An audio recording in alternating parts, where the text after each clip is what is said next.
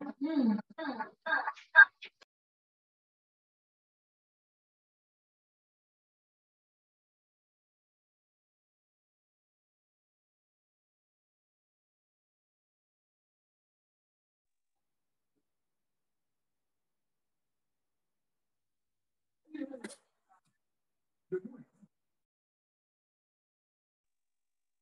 dulu, siap.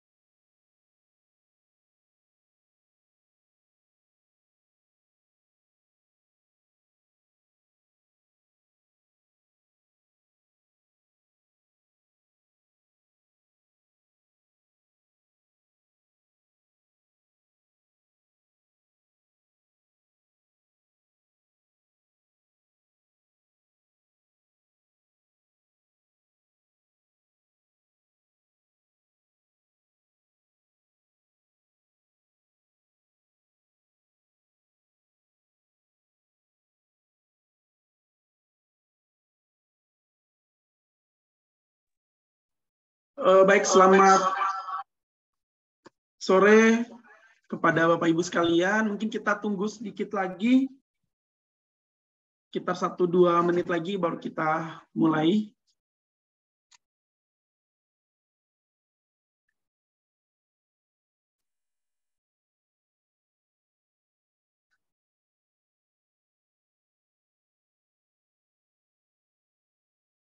Aduh.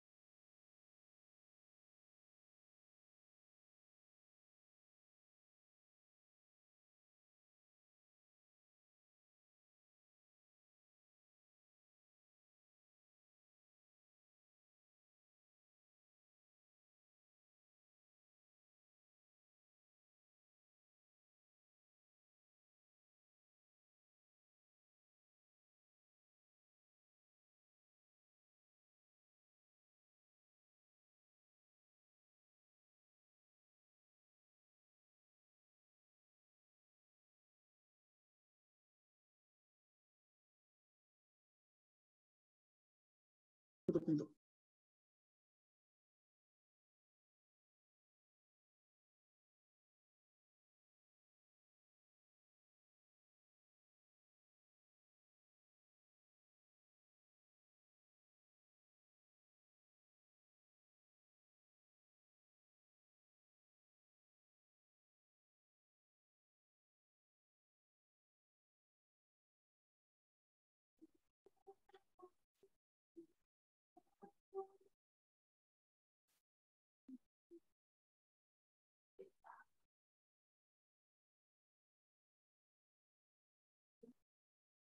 Baik, selamat sore. Saya ucapkan kepada Bapak Ibu peserta webinar awam pada sore ini.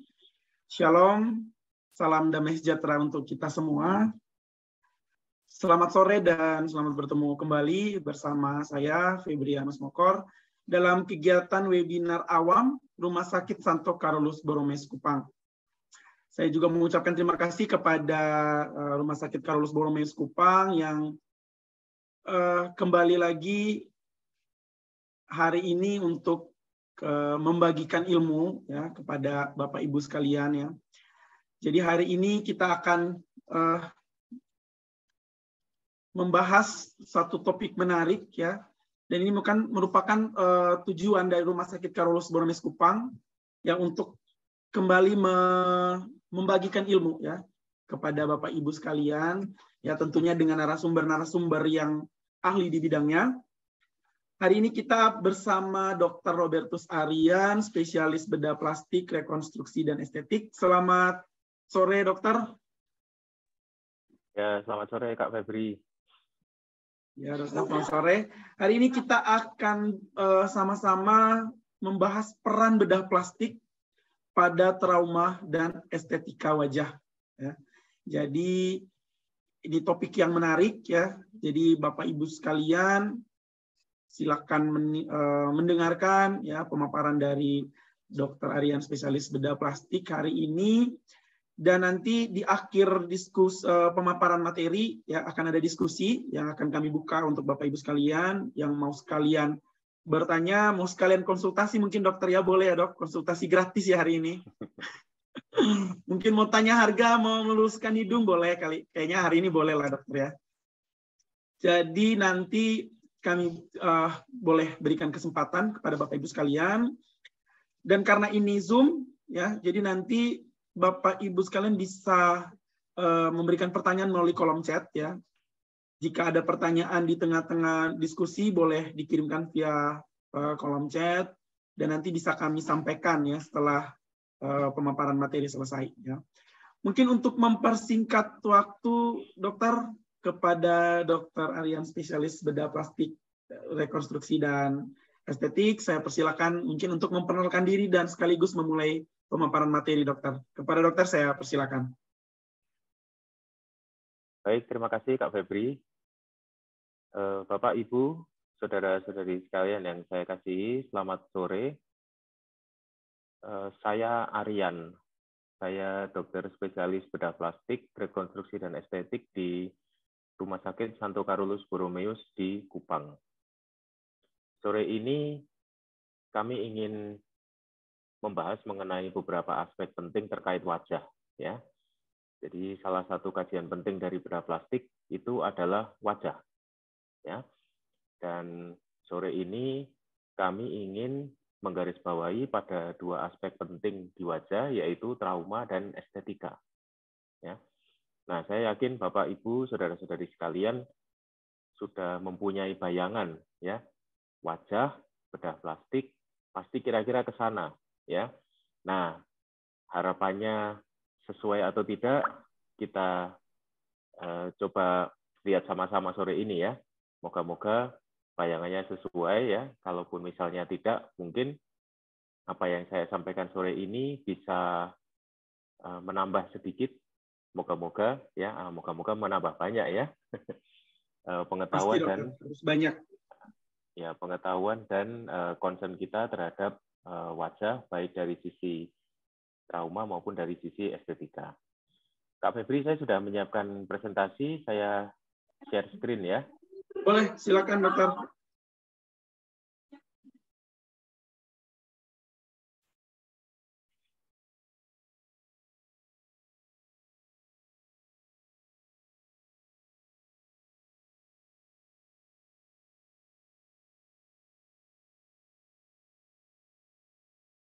Baik, apa sudah tertampil?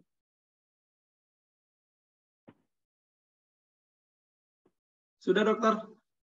Sudah ya, baik. Ya. Saya mulai ya. Jadi, kalau membayangkan wajah itu lebih enak membayangkan yang cantik-cantik ya, Kak Febri ya, atau yang ganteng-ganteng ya. Tapi saya mau mulai dengan mengenalkan bedah plastik dulu, karena pelayanan bedah plastik di Kupang ini kan belum lama ya. Jadi saya ingin memperkenalkan dulu bidang keahlian saya, namanya bedah plastik, rekonstruksi, dan estetik. Jadi bedah plastik itu memang ada dua kajian utama, yaitu rekonstruksi dan estetik. Nanti saya akan berikan sedikit penjelasan mengenai hal ini. Nah, bedah plastik itu adalah salah satu cabang ilmu bedah. Jadi saya dan sejawat-sejawat saya di bedah plastik itu semuanya adalah ahli bedah. Ya, jadi modalitas utama kami adalah pembedahan. Dan di antara para ahli bedah, spesialisasi kami ini disebut sebagai the finisher atau problem solving specialty. Karena kami lebih banyak membantu kebutuhan pasien maupun membantu kebutuhan ahli bedah lain untuk memecahkan masalah terutama terkait anatomi yang tidak normal. Ya. Nah, kata plastik sendiri berasal dari bahasa Yunani yang disebut plastikos. Ya, plastikos itu kurang lebih artinya membentuk. Ya, jadi bedah plastik itu memang pekerjaan sehari-harinya membentuk. Ya, baik membentuk yang tidak normal menjadi mendekati normal, maupun yang sudah normal menjadi bentuk baru yang lebih atraktif atau lebih menarik. Nah, rekonstruksi itu seperti tadi sudah saya sebutkan adalah upaya untuk membantu mereka yang abnormal ya, atau ada kecacatan atau ada trauma untuk kembali mendapatkan bentuk yang secara anatomi dan fungsi itu mendekati normal. Sedangkan estetik itu adalah kondisi yang sebenarnya normal, yang sebenarnya alamiah, tetapi diupayakan untuk menjadi lebih indah, ya, lebih atraktif atau lebih menarik. Ya. Bedah plastik itu tidak ada hubungannya dengan plastik yang kita pakai untuk bawa belanjaan ya. Nah, karena istilah plastik dalam ilmu bedah itu sudah dipakai jauh lebih lama daripada para teman-teman kami di industri minyak bumi ya, yang menggunakan istilah plastik untuk turunan produk minyak bumi. Ya, jadi kami lebih dulu menggunakan istilah itu. Nah, organisasi profesi kami namanya PERAPI, ya, Perhimpunan Dokter Spesialis Bedah Plastik Rekonstruksi dan Estetik Indonesia. Dalam percaturan di dunia internasional, organisasi kami juga memiliki nama INAPRAS, ya, Indonesian Association of Plastic Reconstructive and Aesthetic Surgeon. Ya, kami di Indonesia sekarang ada sekitar 280 dokter spesialis tersebar di hampir seluruh provinsi. Memang ada beberapa provinsi yang masih kosong, ya, dari pelayanan bedah plastik. Misalnya Provinsi Maluku, Maluku Utara, Provinsi Gorontalo, Kalimantan Utara, dan Sulawesi Tengah itu belum dilayani oleh ahli bedah plastik yang menetap secara purna waktu. Nah, organisasi kami ini memiliki beberapa regio, ya, dan saya itu termasuk dalam regio Bali NTB NTT, atau kami sering bilang sebagai regio Bali Nusra, Bali Nusa Tenggara. Kami sekarang di Bali Nusa Tenggara ada 16 orang, 14 orang ada di Bali, 1 orang di Nusa Tenggara Barat, dan saya sendiri di Nusa Tenggara Timur. Nah, Bapak Ibu, saudara-saudari sekalian yang ingin mencari pelayanan bedah plastik yang terdekat, ya, mungkin ada yang mengikuti webinar ini dari luar daerah NTT, Bapak dan Ibu, saudara-saudari sekalian bisa langsung ke website kami di inapras.org. Nah, Bapak dan Ibu nanti bisa mencari dokter bedah plastik yang paling dekat dengan tempat domisili, baik bisa berdasarkan provinsi maupun berdasarkan pilihan rumah sakit. Ya, ini websitenya, tampilannya. Nah, itu saya fotonya ada di sebelah kanan itu, ya, sebelah kanan atas, ya. Saat ini selain di Rumah Sakit Santo Carolus Borromeus Kupang, saya juga melayani di Rumah Sakit Provinsi, ya, di Rumah Sakit Umum Profesor Dr. W.Z. Johannes di Kupang. Nah, kalau yang estetik, ya, kajian-kajian yang estetik, mungkin Bapak Ibu, saudara-saudari sekalian sudah banyak tahu, ya, sudah lihat TV, ya. Di TV kan sering ada ini, ya, pemberitaan tentang operasi plastik, ya. Nah, tapi yang rekonstruksi kadang-kadang ini malah belum banyak diketahui. Padahal pekerjaan utama kami di bedah plastik sebenarnya berakar pada kegiatan-kegiatan rekonstruksi ini. Nah, rekonstruksi di bedah plastik itu kami bagi menjadi 6 kajian besar. Yang pertama adalah kraniofasial, yaitu regio kepala dan wajah. Ya. Yang kedua adalah regio ini, hand, ya, tangan. Kemudian yang ketiga ini, mohon maaf saya tidak bisa menunjukkan, ya, ini daerah genitalia eksterna atau alat kelamin luar. Ya.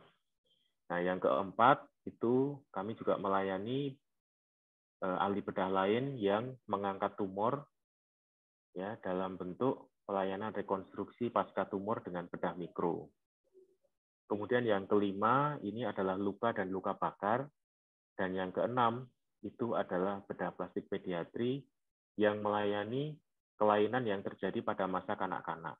Ya, sebagian besar kelainan ini dibawa sejak lahir, misalnya sumbing bibir dan langit-langit.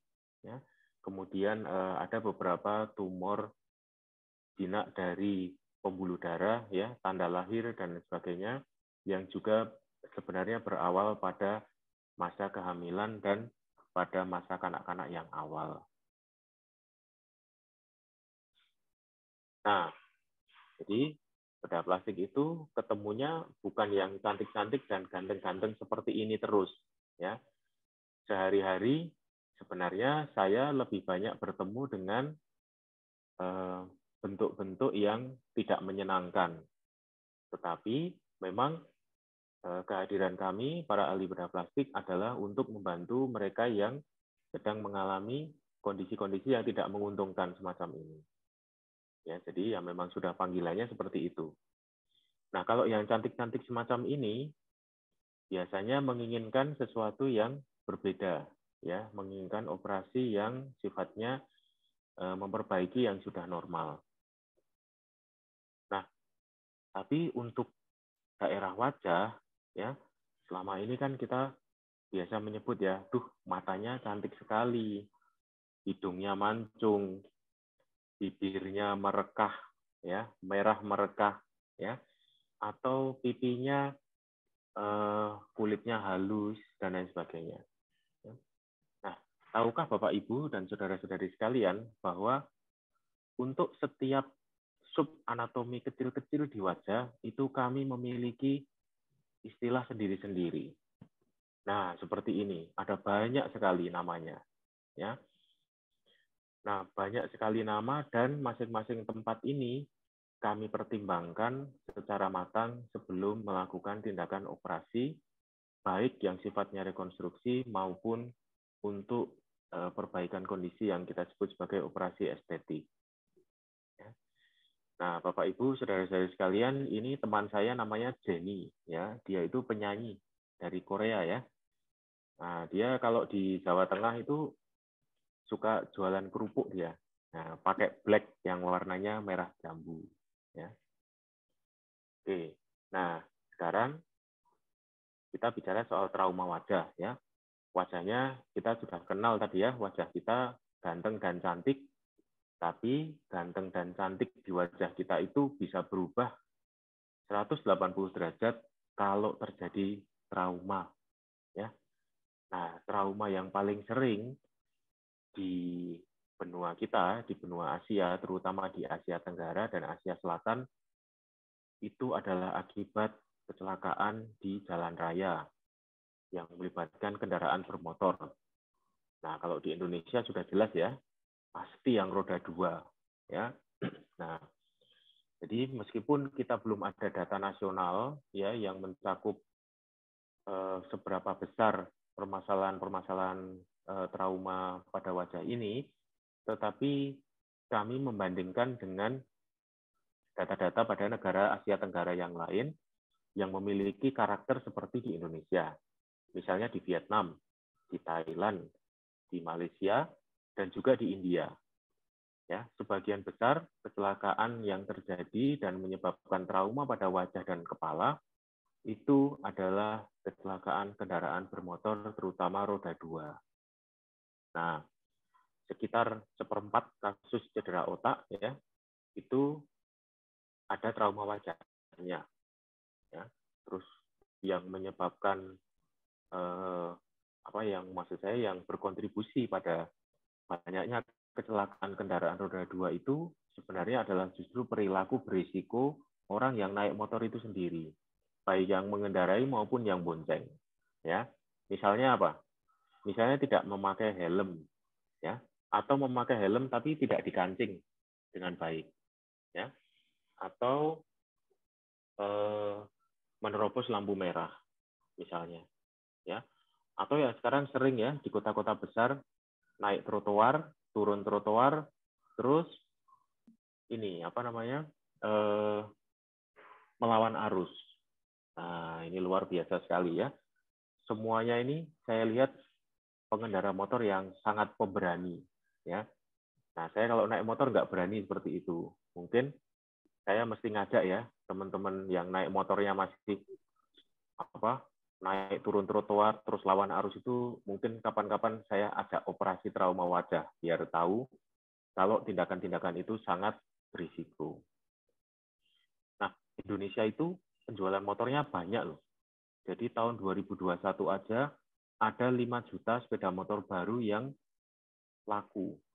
Ya. Nah, sepeda motornya sekarang banyak yang matic seperti ini ya, seperti yang di foto ini. Oke. Nah, ini helm ya. Nah, helm standar itu di Indonesia ada 2 macam. Yang macam pertama itu yang di sebelah kiri itu namanya helm full face ya. Helm full face itu menutup seluruh wajah sampai ke depan rahang bawah ya. Sementara yang di sebelah kanan itu kita sebut sebagai helm open face. Ya, helm open face itu melindungi seluruh kepala mulai dari dahi sampai ke tengkuk sini sampai ke kedua telinga ya. Tetapi memang di bagian depan sini ya, di bagian wajah, rahang bawah dan kedua tulang pipi ini memang masih terekspos dari depan. Nah, tahun 2018 itu ada riset kesehatan dasar ya. Nah, riset kesehatan dasar itu menemukan bahwa dari semua korban kecelakaan lalu lintas yang mengalami trauma kepala, ya, ternyata hanya 44,4% yang mengenakan helm. Jadi sekitar 60% ya, lebih dari separuh itu nggak pakai helm. Ya, mungkin kalau waktu ditanya kok nggak pakai helm kenapa? Nah, ini kok cuma dekat. Nah, atau males karena cuma ke situ aja, gitu, cuma dekat, ya. Sering sekali saya mendengar alasannya gitu, cuma deket kok, cuma ke situ, nggak usah pakai helm. Nah, masalahnya jauh atau dekat perjalanan kita, ya, permukaan aspal itu tetap keras, ya. Jadi kalau jatuh, ya tetap sakit, ya, tetap ada permasalahan yang signifikan di situ. Ya, jadi tidak ada hubungannya ya jauh dekat kita bepergian dengan keperluan untuk memakai helm. Kalau mau naik kendaraan roda 2, kendaraan bermotor roda 2 ya wajib pakai helm. Tidak ada perkecualian. Ya. Nah, terus kalau milih helm jangan lupa ya, harus yang sudah ada SNI-nya. Biasanya tercetak di bagian belakang sini, di bagian belakang tengkuk atau di samping. Ada logo SNI-nya. Terus, Bapak, Ibu, dan saudara-saudari saya yang terkasih, jangan lupa diperhatikan talinya. Nah, helm itu tidak ada gunanya kalau saat dipakai itu talinya lepas. Jadi, harus dipastikan saat beli helm, talinya yang kuat, bagus kualitasnya. Ya, dan saat dipakai harus dipasang talinya, harus diceklek gitu sampai bunyi. Ya, nah karena kalau jatuh terus helmnya ini terlepas, nggak ada gunanya lagi karena sudah tidak ada proteksinya. Ya, jadi helm ini penting sekali untuk dipakai dan dikencangkan di dagu dengan betul. Nah, kalau sudah terjadi trauma, ya, dalam pikiran kita itu, dalam pikiran kami maksud saya, itu selalu ada dua macam trauma yang besar, ya. Jadi trauma tulang, ya, yang di sebelah kanan, ya, gambarnya, atau traumanya itu melibatkan jaringan yang lunak, ya, yang digambar sebelah kiri. Nah, jaringan lunak di wajah kita itu kan banyak, bahkan sebenarnya seluruh wajah kita, ya, mulai dari dahi sampai ke dagu ini, semuanya tertutup oleh jaringan lunak, ya. Ini pipi, ya, kalau ditekan ini kan semuanya lunak, ya. Nah, yang lunak-lunak ini sebenarnya ada apanya sih? Ya. Jadi ini ada kulit, ya. Terus di bawahnya ada apa? Ada otot, ada lemak, ya, dan lain-lain, ya. Nah, mohon maaf, sebentar saya cek dulu ini.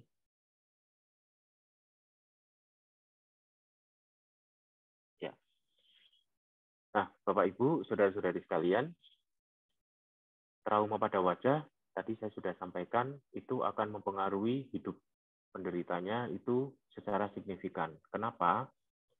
Karena kepala dan wajah itu memiliki fungsi-fungsi vital yang penting. Misalnya apa? Mata, ya. Mata ada dua. Kemudian hidung. Hidung ini adalah saluran utama untuk bernafas sekaligus organ penghidu, ya. Pencium bau, ya. Lalu ada telinga yang dipakai untuk mendengar. Ada mulut yang dipakai selain sebagai saluran nafas juga sebagai pangkal saluran cerna. Ya. Nah, jadi trauma pada wajah, ya, yang pertama kemungkinan akan mengganggu fungsi-fungsi itu, mengganggu penglihatan, ya, mengganggu fungsi pernafasan, mengganggu makan, ya, kesulitan menggigit, kesulitan mengunyah, ya, bisa juga mengakibatkan gangguan pendengaran, ya. Nah, terus ada lagi yang penting, karena wajah itu kita pakai sebagai identitas, ya. Maka kalau ada perubahan ukuran atau perubahan dimensi pada wajah akibat trauma, maka identitas kita juga akan ikut terganggu. Nanti di bandara kan dibandingkan foto KTP-nya sama orangnya kok beda, ya. Nah, itu salah satunya. Ya. Nah, jadi trauma pada wajah itu sangat mengganggu kehidupan kita sehari-hari. Ya. Terus bagaimana kalau sudah terjadi trauma? Ya, kalau sudah terjadi trauma, kita coba perbaiki, kita rekonstruksi. Ya. Nah, kalau traumanya terjadi pada jaringan lunak, maka tindakan utama kita biasanya adalah membersihkan lukanya, kemudian mengembalikan posisi jaringan lunak itu ke tempatnya, ya. Kemudian kita tutup kalau misalnya ada luka yang terbuka, luka robek, kita tutup dengan penjahitan. Ya. Nah, kalau terjadi patah tulang di wajah, ya, kita harus lihat dulu, ya. Kami akan memeriksa secara lengkap apakah ada gangguan fungsi atau tidak. Kalau misalnya ada gangguan fungsi, fungsinya terkait tadi, ya, penglihatan, penghidu, jalan nafas, sama ini untuk mengunyah makanan, ya. Kalau ada gangguan itu, maka kami sarankan untuk dilakukan tindakan operatif. Tindakan operatifnya itu utamanya adalah untuk mengembalikan posisi tulang wajah yang patah, ya, kemudian menempatkan implan untuk memastikan posisinya tidak berubah lagi.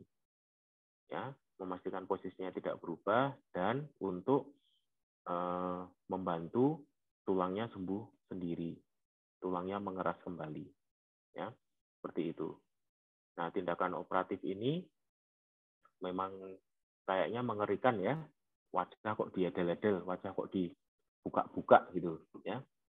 Nah, tapi sebenarnya kami sudah memakai teknik-teknik operasi yang sudah di apa ya namanya, sudah standar ya, diakui di mana-mana, dan kami akan memilih tempat untuk membuka wajah sehingga lukanya, luka bekas sayatannya nanti bisa samar, bisa terlindung sehingga tidak terlalu nampak ya. Nah, biasanya kami ambil persis di bawah mata ini mengikuti lipatan ya, atau di balik bibir ya, di balik bibir atas maupun di balik bibir yang bawah ya, di balik bibir bawah untuk menjangkau tulang rahang bawah dan di balik bibir yang atas untuk menjangkau tulang-tulang rahang atas ya.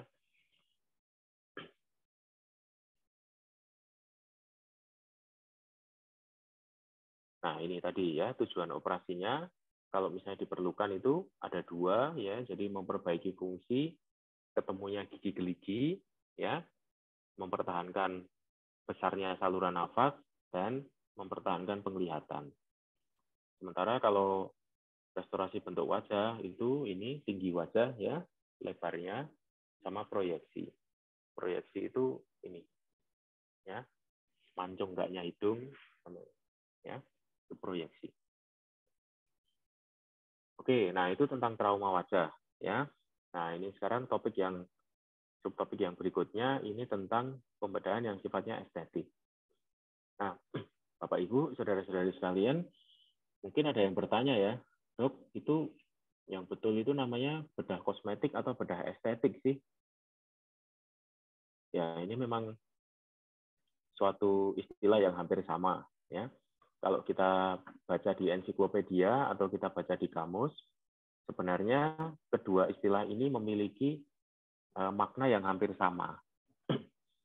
Tetapi kami memilih nama estetik karena secara umum estetik ini lebih merupakan pola pikir untuk keindahan secara umum. Ya.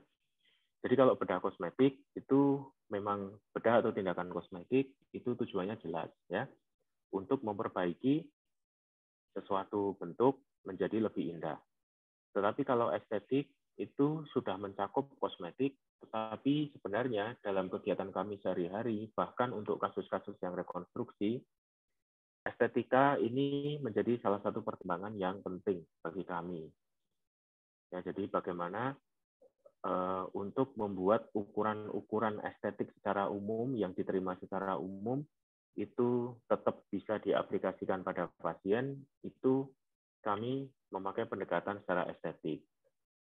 Sehingga kemudian untuk untuk kosmetik itu memang hanya dipakai secara terbatas untuk tindakan-tindakan yang sifatnya benar-benar hanya untuk memperbaiki kondisi ya.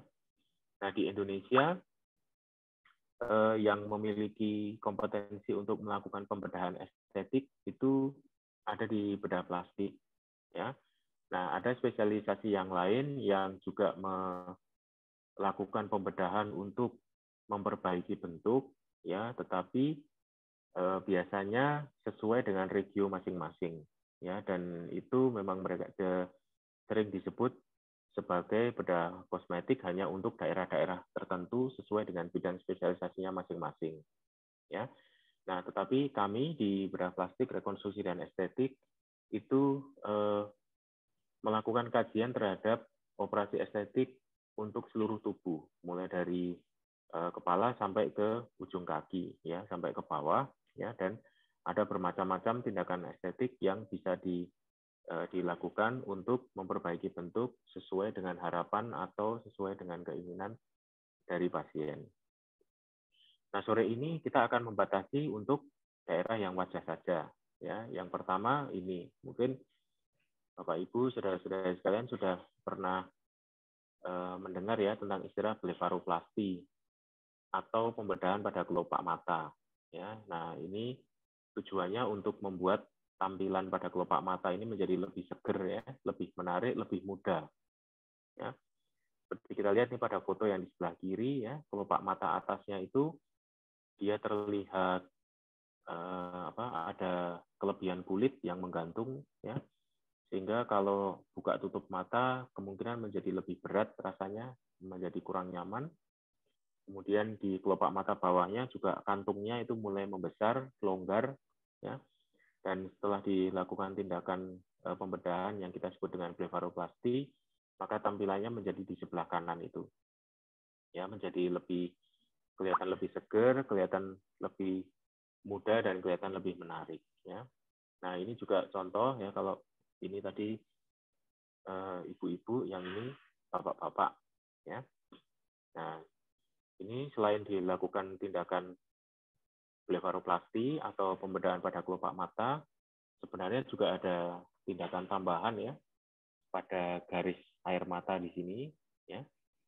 Sering kan ada cekungan di sini ya. Lama-lama kan ada cekungan di sini ya. Ini dilakukan terapi tambahan dengan pemberian filler.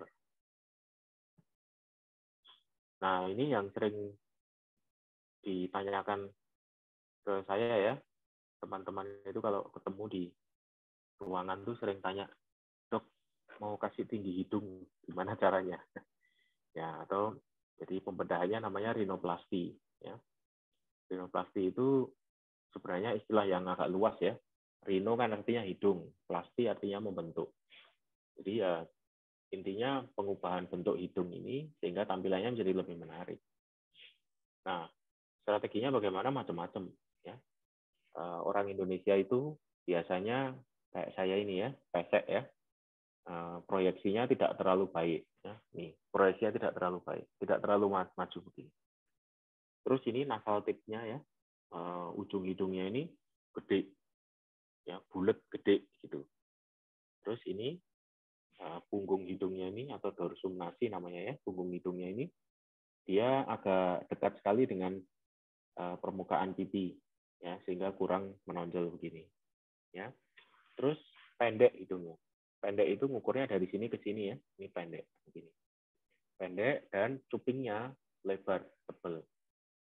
Terus ada beberapa juga yang mungkin kurang nyaman karena sudut antara hidung sama bibir ini terlalu tumpul sehingga lubang hidungnya kelihatan dari depan begini.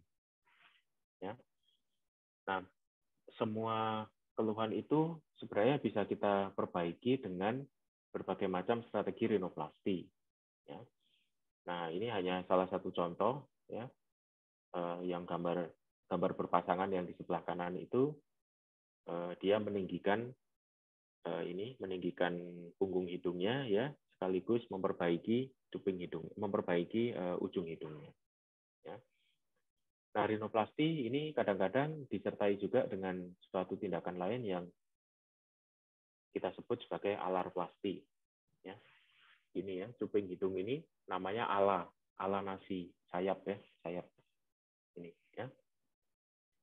Nah, kadang-kadang sayapnya itu terlalu lebar ya, ala nasinya terlalu lebar dia. Sehingga bentuk lubang hidungnya ini kalau dilihat dari depan itu kelihatan bulat gitu. Ya. Nah, sebenarnya lubang hidung itu yang ukuran secara estetik baik ya, yang secara yang baik secara estetis itu sebenarnya bukan bulat begini, tapi dia kayak teardrop gitu, kayak air mata tetesan air begini. Ya. Nah, kita bisa mencapai bentuk itu dengan suatu tindakan sederhana yang kita sebut sebagai alarplasti. Ya. Jadi ala nasinya atau cuping hidungnya itu dikurangi sedikit, kemudian dijahit, ya, sehingga bentuk lubang hidungnya menjadi lebih bagus dan lebih menarik. Nah, berikutnya adalah bibir. Ya.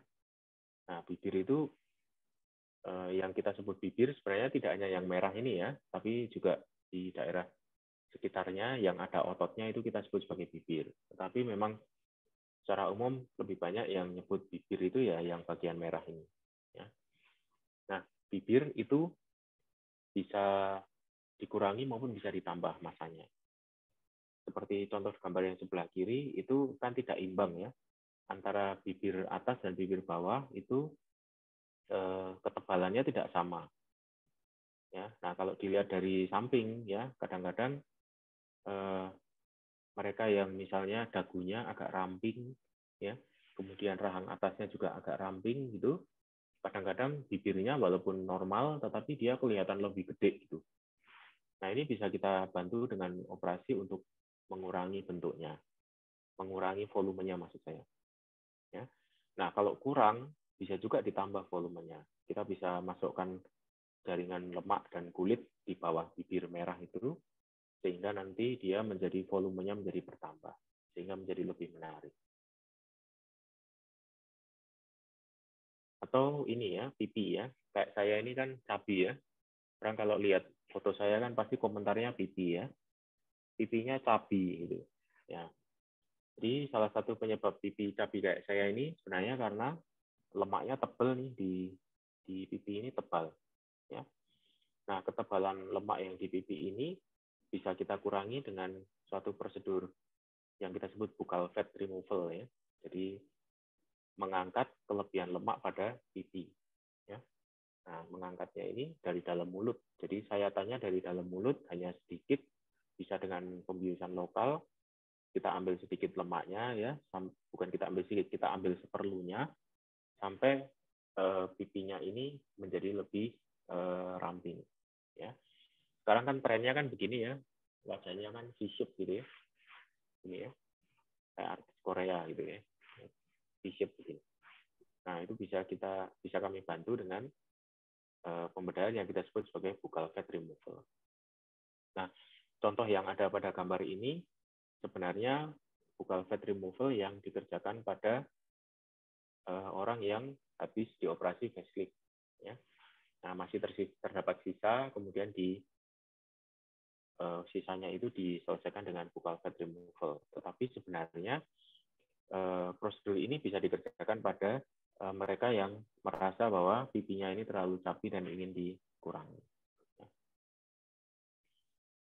Nah ini yang terakhir ya, pembedahan estetik terakhir yang terkait pada wajah itu adalah facelift. Ya.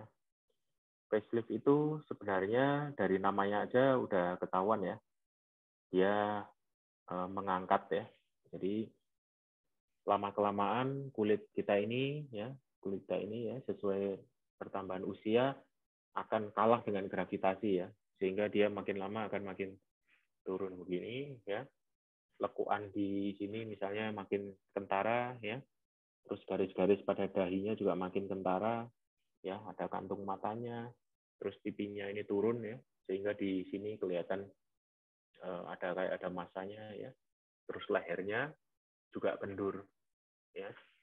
Nah ini saya memakai fotonya almarhumah Ratu Elizabeth II yang barusan meninggal kemarin. Ya, beliau ini kan mempunyai koleksi foto yang sangat banyak ya. Nah, ini beliau di saat masih muda dan beberapa waktu sebelum beliau meninggal dunia. Ya, kita bisa lihat ya, ada 16 tanda aging ya, 16 tanda penuaan pada wajah yang semuanya itu mesti kami periksa dengan teliti sebaik-baiknya sebelum dilakukan pembedahan. Ya. Nah, facelift ini bisa dikerjakan dengan pembiusan lokal maupun dengan pembiusan umum. Ya. Memang operasinya agak panjang, ya, jadi pembiusan umum mungkin lebih nyaman. Ya. Jadi nanti akan ada irisannya, nanti akan disembunyikan persis pada garis rambut semacam ini, ya, sehingga tidak terlalu kentara. Ya, kemudian kelebihan kulit yang ditarik nanti akan dibuang ya, sehingga sisa kulit yang ada ini diharapkan akan mengurangi 16 tanda penuaan ini ya, akan mengurangi keriput-keriput ya, mengurangi kulit yang longgar sehingga kelihatan tampilannya menjadi lebih youthful atau lebih muda dan lebih menarik ya. Nah, Bapak Ibu, saudara-saudari sekalian, namanya operasi pasti ada risiko ya. Jadi walaupun operasi estetik ini dikerjakan pada mereka yang sebenarnya berada dalam kondisi yang sehat, tetapi tetap ada risiko. Ya. Nah, karena itu, untuk meminimalkan risiko pada operasi, kami menyarankan Bapak, Ibu, saudara-saudari sekalian yang ingin menjalani operasi estetik untuk menjaga kondisi agar tetap sehat. Ya. Kemudian tidak merokok, ya paling tidak kalau memang punya kebiasaan merokok, dihentikan 2 minggu sampai 1 bulan. Ya. Kemudian tidak minum alkohol. Ya. Kemudian Bapak, Ibu, saudara-saudari sekalian yang mengkonsumsi obat-obatan pengencer darah, ya, seperti misalnya Aspilet, ya, atau Clopidogrel, atau turunan-turunan heparin yang lain, itu mohon dihentikan sementara, ya, paling tidak 7 sampai 14 hari sebelum operasi. Setelah jahitan semuanya diangkat, nanti obat pengencer darah sesuai saran dari dokter penyakit dalam atau dokter jantung nanti bisa dilanjutkan kembali. Ya. Kemudian untuk persiapan pembiusan, kami biasanya memeriksa darah, ya. Kemudian kalau pembiusannya umum nanti ada ronsen dada, kemungkinan perlu perekaman jantung untuk mereka yang berusia tertentu dan yang memiliki latar belakang kesehatan tertentu. Ya. Jadi persiapannya seperti persiapan operasi yang lain, justru harus lebih banyak. Karena kami tidak berharap nanti setelah selesai operasi justru ada kondisi-kondisi lain akibat pembiusan. Ya. Nah, kemudian operasi estetik ini tidak bisa instan. Ya. Jadi memang perlu waktu, ya, sampai parut lukanya itu menjadi matang, ya, kurang lebih 4-6 bulan.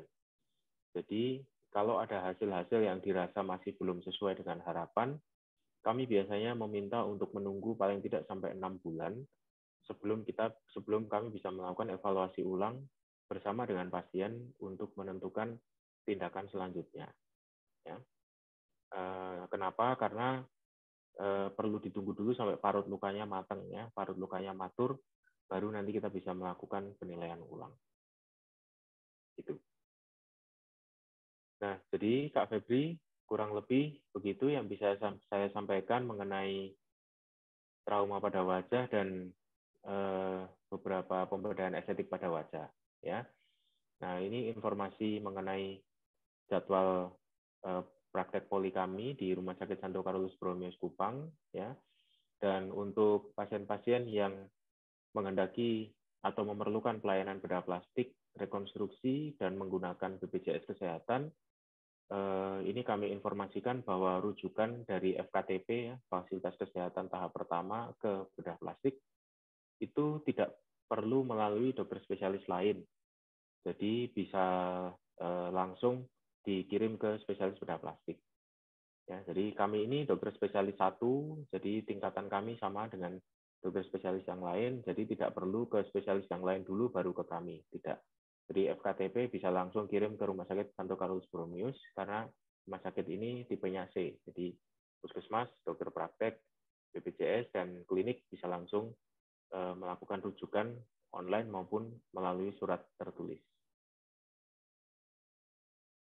Saya rasa itu, Kak Febri.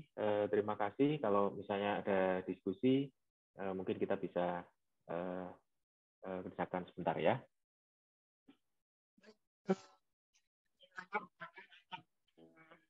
Materinya, ya, jadi setidaknya sudah ada gambaran, ya, Bapak Ibu sekalian, ya, terkait bedah plastik itu seperti apa, ya. Jadi bukan hanya merubah orang yang tidak puas dengan wajahnya mau dirubah jadi cantik, tapi juga terkait dengan trauma wajah, trauma yang lain juga, bedah plastik bisa melakukan itu. Jadi kalau Bapak Ibu sekalian yang ingin bertanya, saya buka kesempatan, ya, seksi diskusi, bisa mengirimkan chatnya melalui kolom chat, ya. Mungkin sambil kita menunggu pertanyaan dokter, ini ada beberapa cuplikan yang mungkin bisa disaksikan oleh Bapak Ibu sekalian. Izin saya membukanya. Ya, selamat menyaksikan, ya, Bapak Ibu sekalian.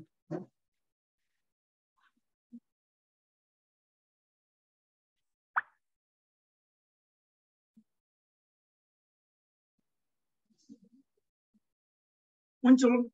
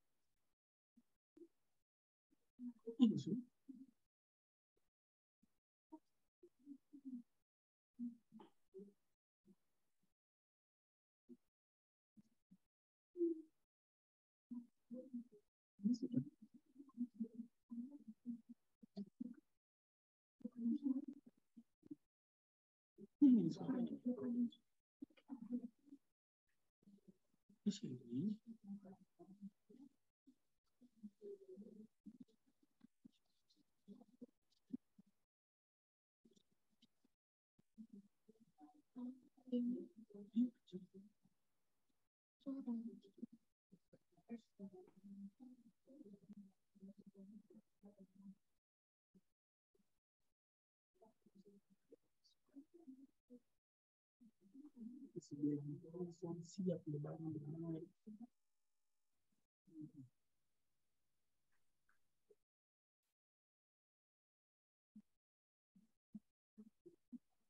Yes, bisa. Itu bisa ini.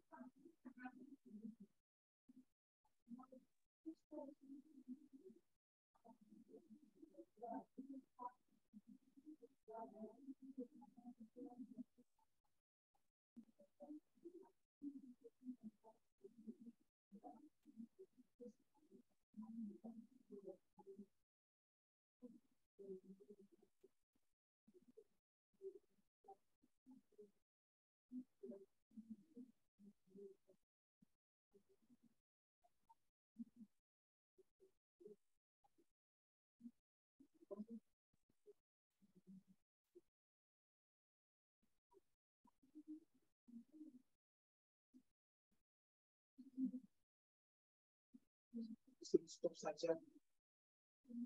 Stop.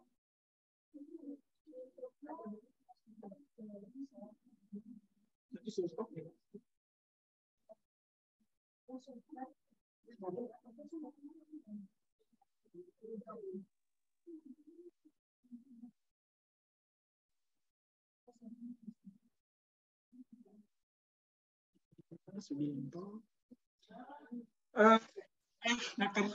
Ada satu dua hal kesalahan, jadi videonya tidak mengeluarkan suara.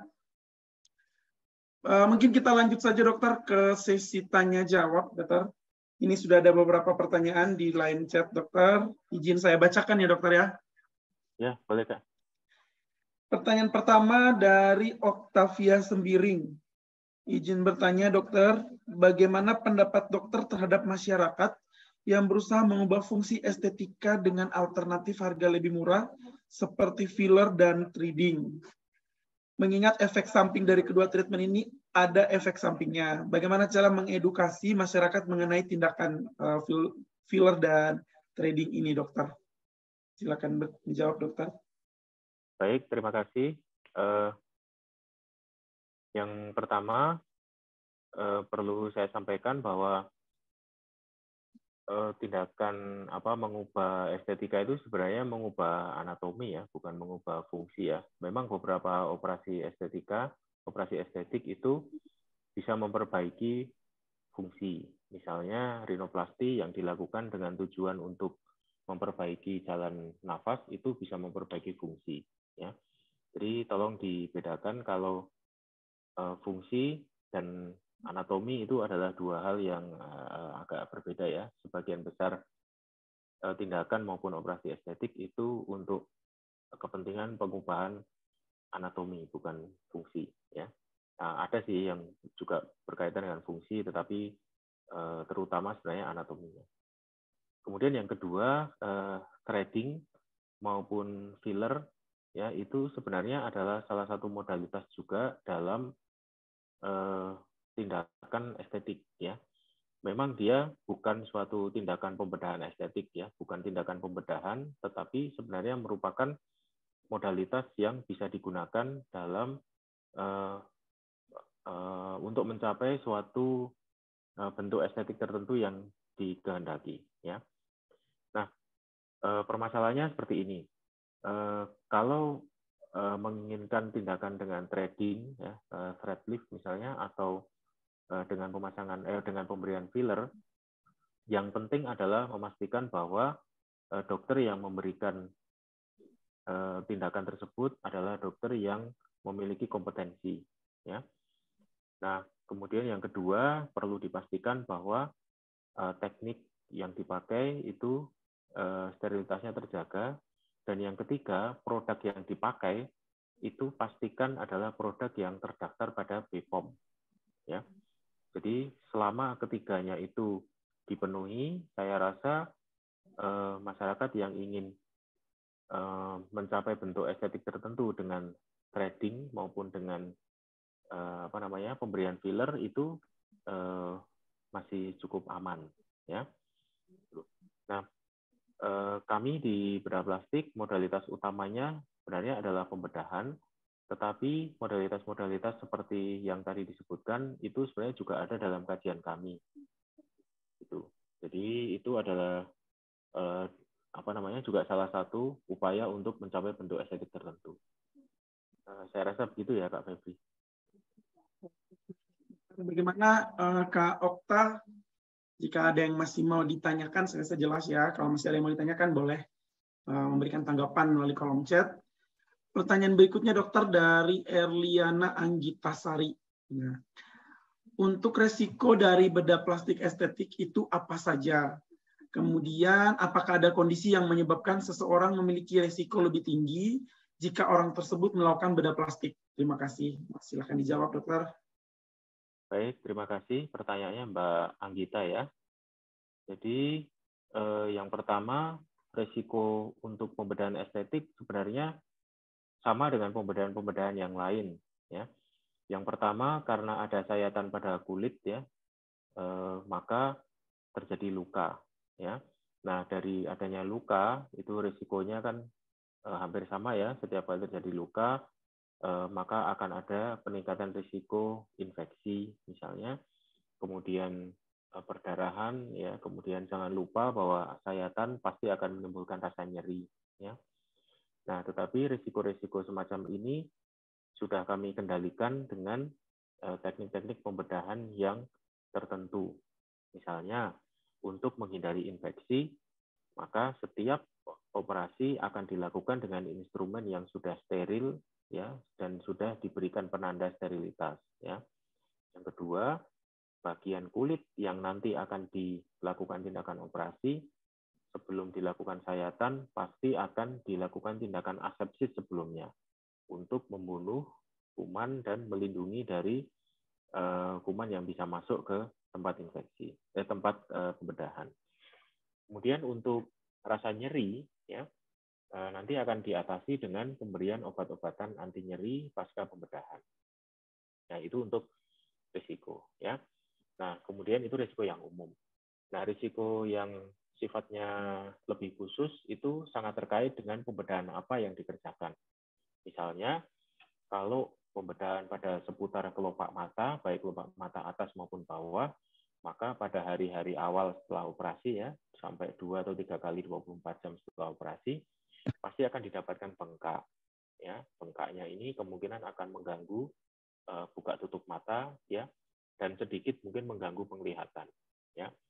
Nah, kemudian untuk operasi-operasi yang melibatkan daerah hidung, kemungkinan nanti akan ada pembengkakan di selaput lendir dalam, ya, yang menyebabkan nafasnya sedikit tersumbat.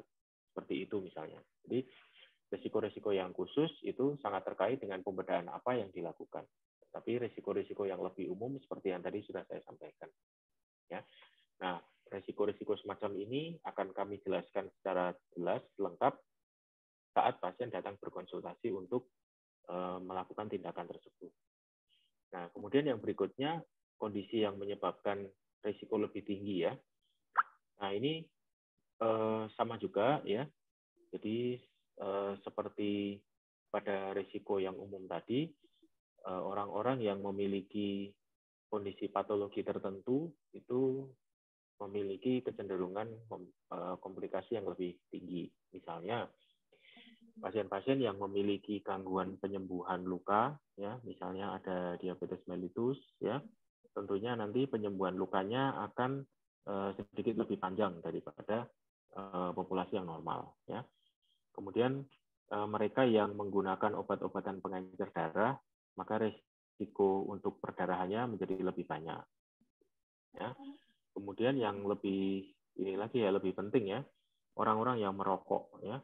Para perokok terutama yang sudah lama dan volume dan jumlah batang yang dihisap itu makin banyak, ya, makin banyak jumlah batang yang dihisap itu, makin banyak kerusakan pada pembuluh-pembuluh darah kecil.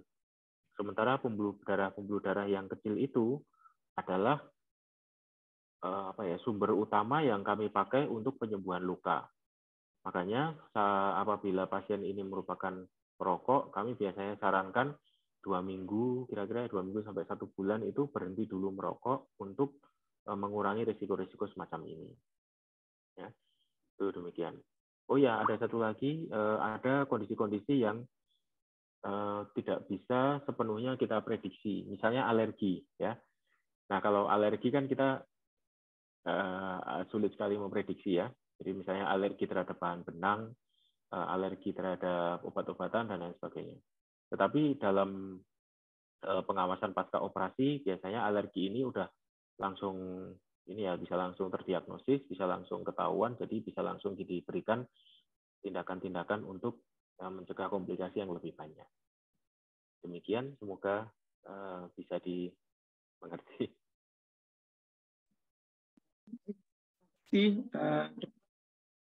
Mungkin kepada Ibu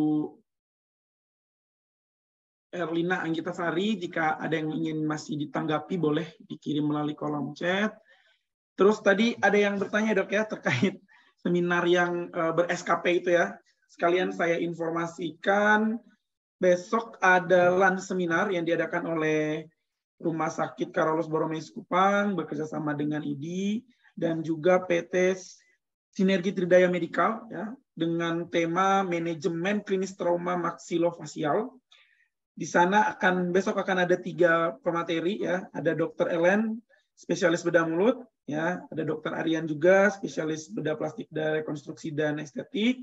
Juga ada Dr. Elsie, spesialis radiologi, ya. Jadi kepada Bapak Ibu, teman-teman dokter yang ingin mengikuti, besok boleh. Link registrasinya tadi saya sudah kirim lewat chat, jadi bisa diikuti melalui kolom lewat link registrasi yang sudah dikirim. Izin dokter, ada satu pertanyaan lagi dokter dari Ibu Nita. Izin bertanya, apakah dalam operasi estetika ada kontraindikasi tertentu dokter? Kepada dokter saya persilakan untuk menjawab. Ya, baik. Jadi indikasi kontra pada pembedahan estetik itu sebenarnya ada banyak ya, ada yang absolut dan ada yang relatif ya. Tapi saya akan mencoba menyingkat ya. Jadi begini, kontraindikasi yang absolut itu adalah kontraindikasi yang absolut itu kalau pasiennya memang benar-benar tidak aman kita lakukan pembedahan. Ya, misalnya sedang dalam kondisi sakit ya, sedang dalam pengobatan untuk sakit kronis yang mengancam jiwa, misalnya sedang dalam kemoterapi, misalnya sedang dalam radioterapi misalnya ya. Itu yang absolut ya. Jadi kalau untuk pasien-pasien yang seperti itu memang sebaiknya operasi estetik ditunda sampai kondisinya benar-benar memungkinkan untuk dilakukan pembiusan maupun dilakukan sayatan ya. Nah, kemudian yang kontraindikasi relatif ini bisa terkait operasi yang diinginkan, bisa juga terkait yang lain ya. Misalnya begini. Ada yang menginginkan operasi pada kelopak mata, ya. Tetapi ada gangguan yang terjadi pada produksi air mata, ya. Nah, tindakan operasi estetik pada kelopak mata itu semuanya akan mempengaruhi produksi air mata, sehingga pada mereka yang kondisinya memang sudah memiliki gangguan produksi air mata, ya, itu sebaiknya menunda operasi estetik sampai problem itu bisa tertangani dulu, ya. Nah, itu salah satu contoh indikasi relatif pada operasi estetik, ya. Contoh yang lain misalnya menghendaki operasi untuk buccal fat removal, ya, mengurangi lemak di pipi ini, ya, mengurangi lemak pipi. Itu kan tadi saya bilang ya, sayatannya ada di dalam mulut ya. Kalau kondisi di dalam mulutnya sedang ada patologi tertentu ya, misalnya sedang ada infeksi atau kebersihan mulutnya itu tidak dalam kondisi yang baik, maka biasanya kami sarankan untuk menunda dulu operasinya sampai kondisi patologi dalam mulut atau kebersihan mulutnya ini bisa terjaga dengan lebih, bisa diperbaiki dulu ya. Kurang lebih seperti itu. Jadi kontraindikasi baik yang absolut maupun yang relatif ini bisa diketahui dengan pasti setelah pasiennya datang berkonsultasi, mengungkapkan keinginannya, dan kami periksa secara menyeluruh. Demikian. Ini ada pertanyaan lanjutan dari Ibu Nita. Apakah operasi bedah estetik bisa dilakukan di Rumah Sakit Carolus Borromeus, Dok? Ya, jadi pada prinsipnya kami bisa membantu operasi estetik bisa dikerjakan di Rumah Sakit Carolus Borromeus, ya. Nah, tetapi untuk beberapa operasi yang menggunakan implan, ya, operasi yang menggunakan implan, seperti misalnya rinoplasti yang menghendaki implan menggunakan silikon atau augmentasi pada payudara yang menggunakan implan, implannya kami belum bisa ready, jadi kami order dulu ya, jadi perlu ada waktu gitu. Tapi pada prinsipnya bisa. Oke, baik, terima kasih dokter. Jadi Ibu Nita nanti mungkin bisa datang konsultasi dulu ya dokter ya, mau menambah implan yang di bagian ya boleh, silakan. Supaya di order kan. Karena implannya harus pre-order Ibu Nita. Jadi nanti boleh di konsultasi dulu ya, mau bedah estetik bagian mana, supaya nanti kalau harus perlu implan ya, implannya bisa dipesan dulu. Baik. Oh ya dokter, ini ada satu pertanyaan lagi dari Bapak Eman Sogan. Izin bertanya, apakah wanita yang operasi plastik implan payudara masih bisa menyusui atau tidak, dokter? Ya, baik. Terima kasih. Ya, Bapak Eman ya. Baik. Ini pertanyaan yang sering sekali memang Kak Febri ya. Sering sekali ditanyakan memang. Jadi jawabannya bisa ya. Jadi implan payudara itu ditempatkan di bawah kelenjar yang menghasilkan air susu. Ya.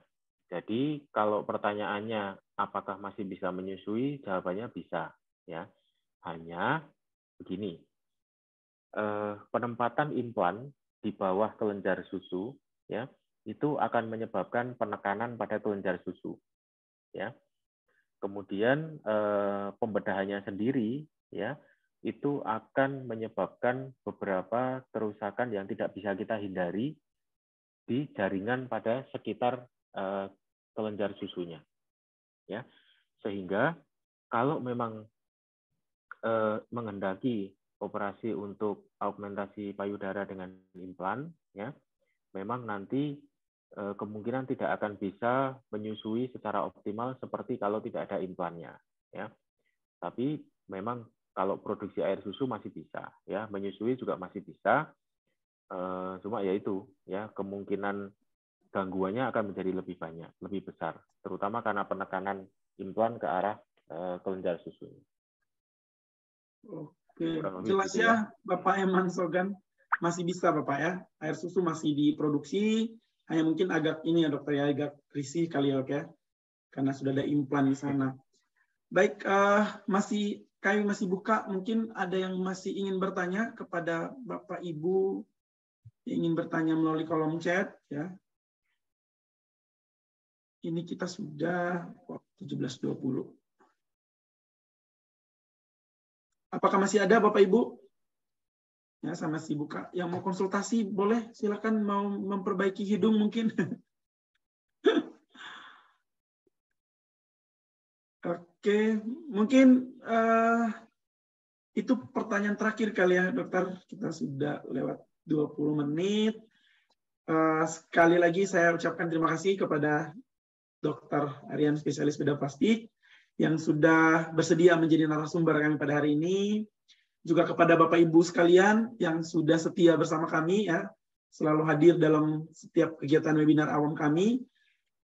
Mungkin untuk selanjutnya, kalau misalnya Bapak Mama sekalian, kakak adik sekalian yang ingin memberikan masukan ya, mau materi tentang apa, mau dokternya siapa, dokter spesialis apa, ya itu boleh ya, nanti bisa melalui halaman media sosial kami ya, ada di Instagram, Facebook juga ada, di YouTube juga ada. Oh ini ada satu pertanyaan lagi dokter, untuk bedah estetik, bedah plastik, bedah plastik apakah bisa menggunakan BPJS atau tidak dok? Ya mungkin untuk yang bedah estetik kali ya dok ya, kalau rekonstruksi mungkin bisa dok ya.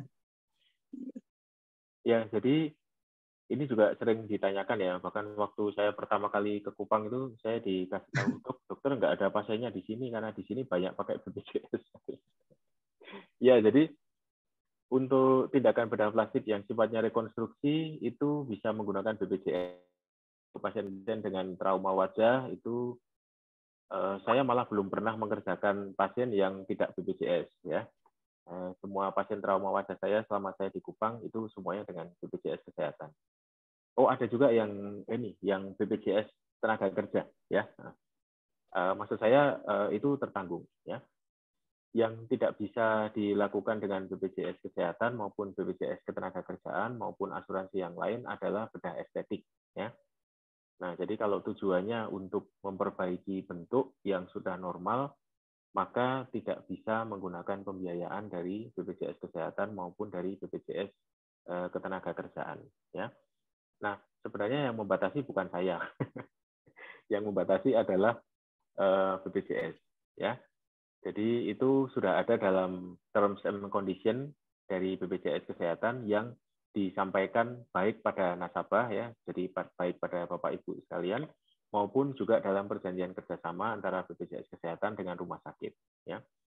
Jadi kalau saya melakukan operasi estetik dengan kemudian menagihkan pada menagihkan pada BPJS Kesehatan, maka saya melakukan pelanggaran atas perjanjian. Tetapi kalau untuk trauma wajah bisa dengan BPJS Kesehatan. baik di Rumah Sakit Carolus Bromius maupun di Rumah Sakit WZ Johannes. Semuanya bisa. Untuk pelayanan bedah rekonstruksi yang lain juga bisa.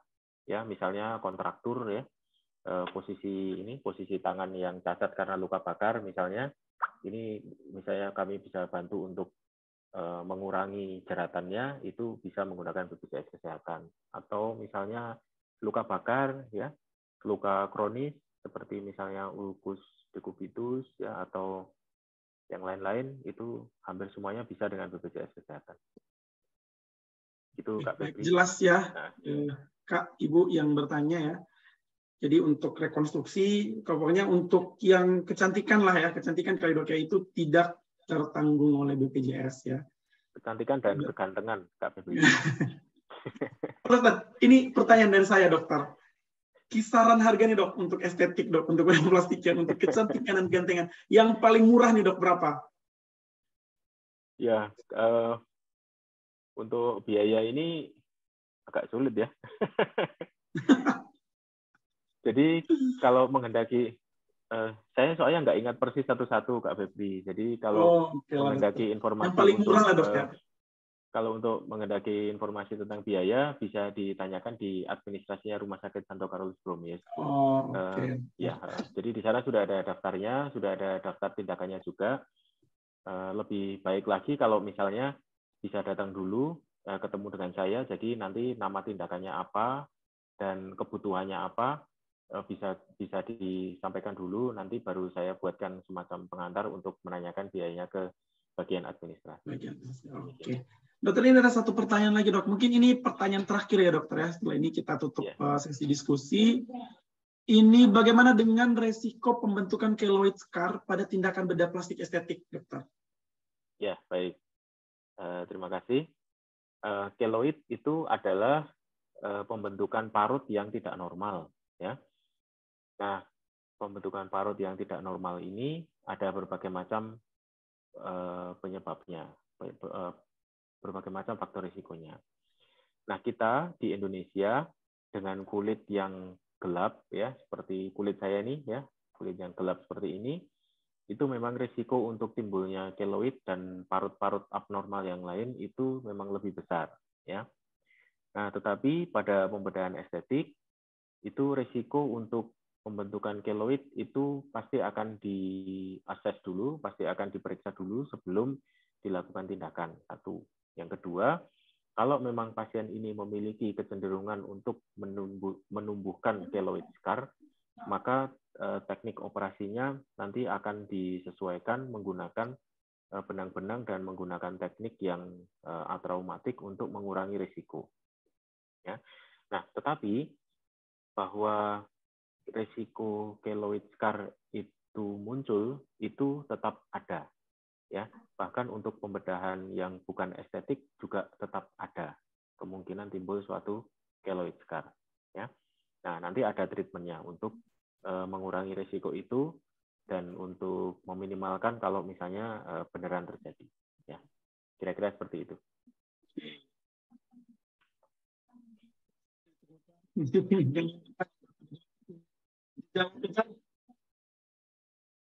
Ini masih ada 2 pertanyaan lagi, dokter. Ini kalau setelah tindakan bedah plastik, ada masa garansi nggak, dok?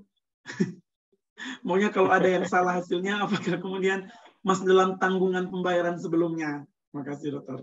Ya, baik. Wah, ini agak rumit ini pertanyaannya. Jadi, walaupun bedah plastik estetik ini memang orientasinya pada hasil, ya. Jadi, upayanya itu pada hasil, ya, tetapi dia tetap merupakan suatu tindakan medis, ya. Maka tindakan medis namanya adalah tetap suatu upaya medis, ya. Nah, dalam upaya medis itu kami tidak mengenal istilah garansi, ya, tetapi meminimalkan rasa tidak nyaman antara dan pasien, maka semua risiko, ya, seluruh rencana tindakan dan kemungkinan-kemungkinan yang nanti akan terjadi itu biasanya kami sampaikan di depan supaya pasien mengetahui risiko-risiko apa yang mungkin terjadi apa saja yang bisa dan akan dilakukan untuk mengurangi risiko kejadian itu, ya semuanya bisa bisa dikomunikasikan dari awal, sehingga saat pasien memutuskan untuk dilakukan tindakan operasi itu sudah dengan bekal informasi yang cukup, ya kurang lebih seperti itu. Pertanyaan terakhir dokter dari Ibu Bernadetta, ya, untuk bedah plastik estetik pada bagian hidung, bagaimana jika pasien punya masalah sinusitis yang cukup berat? Ya baik, terima kasih. Risiko estetik pada bagian hidung ya tadi ya pertanyaan. Iya. Ya baik. Jadi sinusitis itu adalah suatu peradangan pada sinus ya. Sinus itu adalah rongga-rongga yang terletak pada sekitar hidung ya. Jadi di sini ada sinus maksila, di sini ada sinus sphenoid dan sinus ethmoid sama sinus frontalis ya. Nah, sebenarnya pembedahan estetik pada hidung ya itu tergantung pembedahannya apa. Kalau pembedahannya itu sifatnya untuk merapikan atau mengubah bentuk pada ujung hidung ini atau pada kedua ala nasi atau pada dorsum tanpa sampai ke bagian dalam ya, sampai ke septumnya, sampai ke sekat antara lubang hidung kanan dan kiri yang ada di dalam, itu kemungkinan pengaruhnya ke sinusitis mungkin tidak terlalu banyak ya. Nah, tetapi pembengkakan pasca operasinya memang bisa menimbulkan suatu pembengkakan pada selaput lendir yang menghalangi lubang pada sinus-sinus itu. Ya, itu memang bisa terjadi ya, tetapi untuk pengaruh langsung pada sinusnya sebenarnya tidak ada. Nah, tetapi pembedahan yang sifatnya lebih dalam ya, misalnya sekat antara lubang hidung kanan dan kiri ini bengkok ke salah satu sisi, minta dibetulkan ya. Pembedahannya kan sampai dalam ya. Nah, kemungkinan justru setelah pembedahan, jalan nafasnya itu akan menjadi lebih baik dan gejala sinusitisnya mungkin malah improve. Mungkin malah bisa membaik. Nah, pada masa-masa awal setelah operasi, mungkin memang terjadi pembengkakan di daerah situ ya, sehingga drainase atau keluarnya cairan dari dalam sinus ini menjadi terhambat, terus rasanya kayak berat gitu, nggak enak gitu. Kalau dikit-dikit begini kayak linu-linu gitu. Ya. Tapi nanti setelah bengkaknya berkurang, posisi sekat antara hidung yang lebih baik itu sebenarnya justru akan membantu drainase cairan dari dalam sinus. Jadi moga-moga justru malah improve kondisinya. Demikian. Baik. Mungkin jelas ya Ibu Bernadette ya terkait pertanyaan itu. Ya itu mungkin pertanyaan terakhir ya dokter kita. Baik, pertanyaan terakhir. Sekali lagi saya ucapkan terima kasih kepada Dr. Aryan, spesialis bedah plastik, rekonstruksi dan estetik, yang sudah menjadi narasumber pada kegiatan webinar kita pada hari ini. Semoga untuk webinar selanjutnya mungkin nanti bisa bersedia lagi ya dokter, untuk kita undang sebagai pembicara dokter. Juga kepada Bapak Ibu ya peserta yang sudah hadir ya dalam Zoom, yang masih setia bersama kami, terima kasih banyak. Sekali lagi kalau Bapak Ibu sekalian mau request materi webinar tentang apa atau mau dengan dokter spesialis apa, nanti bisa disampaikan melalui Humas RSCB ya. Yang penting jangan isu selebriti ya, Bapak Ibu. Kalau terkait masalah kesehatan bisa kita nanti bantu kita fasilitasi supaya bisa ketemu dengan dokter spesialis ya. Tentunya narasumber yang kami siapkan ya narasumber yang ahli ya di bidangnya ya. Mungkin itu saja mungkin yang bisa kita sampaikan. Akhir kata saya ucapkan terima kasih sekali lagi dan sampai bertemu dalam kegiatan webinar berikutnya. Terima kasih. Selamat sore dan Tuhan memberkati kita semua. Amin.